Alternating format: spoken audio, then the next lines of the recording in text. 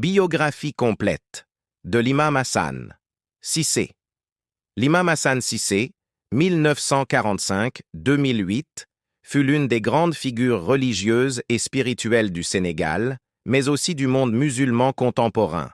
Né à Kaolack, au cœur d'une famille profondément enracinée dans la tradition islamique, il grandit dans un environnement marqué par la piété, la science religieuse et l'amour du prophète Muhammad, PSL.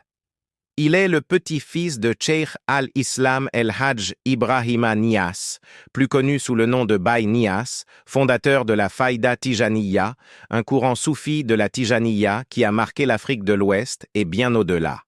Héritier de cette lignée prestigieuse, l'imam Hassan Cissé s'illustra très tôt par sa mémoire exceptionnelle, sa curiosité intellectuelle et sa passion pour les sciences islamiques.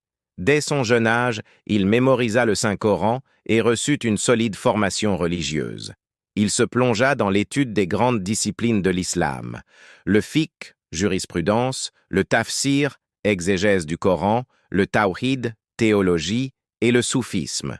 Ces études lui permirent de devenir un érudit respecté, reconnu pour sa capacité à transmettre la connaissance de manière simple, claire et profonde. Son rôle dans la Faïda Tijaniya Imam Hassan Cissé fut un héritier spirituel direct de Baye Niass.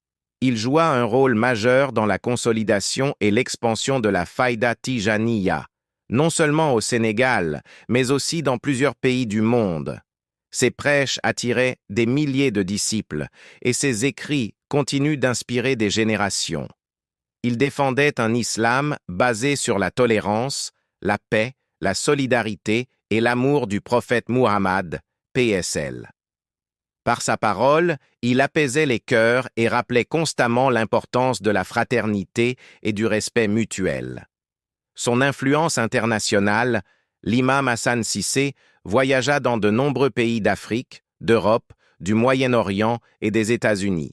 Il fut invité à des conférences internationales et accueilli par de grandes figures religieuses et politiques. Partout où il passait, il représentait l'image d'un islam pacifique, ouvert et profondément enraciné dans la spiritualité. Ses interventions renforcèrent la notoriété mondiale de la Faïda Tijaniya et contribuèrent à faire de Kaolack un centre spirituel de rayonnement international. Son engagement social et éducatif.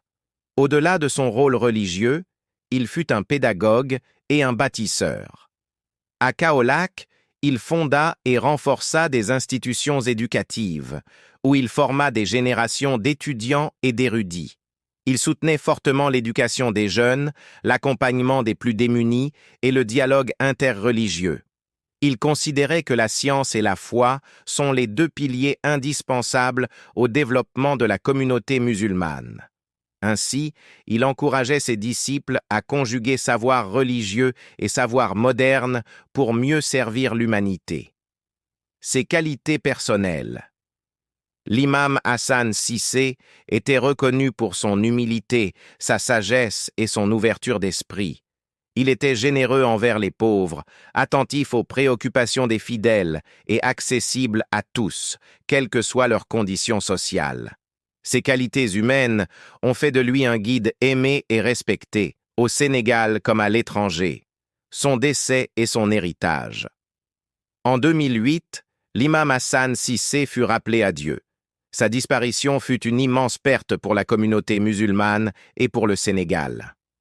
Cependant, son héritage continue de vivre, à travers ses enseignements, ses disciples et les institutions qu'il a inspirées. Aujourd'hui, son nom reste synonyme de piété, de connaissance, de paix et d'universalité.